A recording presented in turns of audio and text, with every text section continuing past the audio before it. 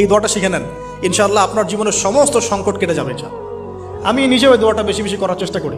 দোয়াটা হচ্ছে, মুসা আলাইহিস সালাম একটা গাছের নিচে হেলান দিয়ে বসলেন, বসে দেখলেন দুজন মেয়ে দাঁড়িয়ে আছে দূরে, পানি নিতে পারছে না, লোকজন পানি নিয়ে যাচ্ছে, ওরা দাঁড়িয়ে আছে বেচারি। মুসা আলাইহিস সালাম গিয়ে বললেন, কি সমস্যা আপনাদের?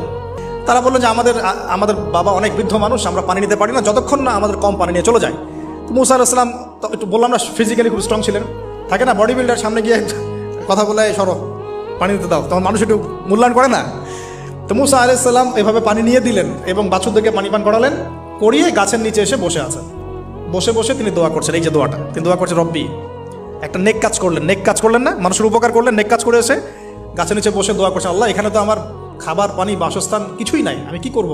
রব্বি ইন্নি লিমা আনজালতা ইলাইয়া মিন খায়রিন ফাকির, রব্বি ইন্নি লিমা আনজালতা ইলাইয়া মিন খায়রিন ফাকির।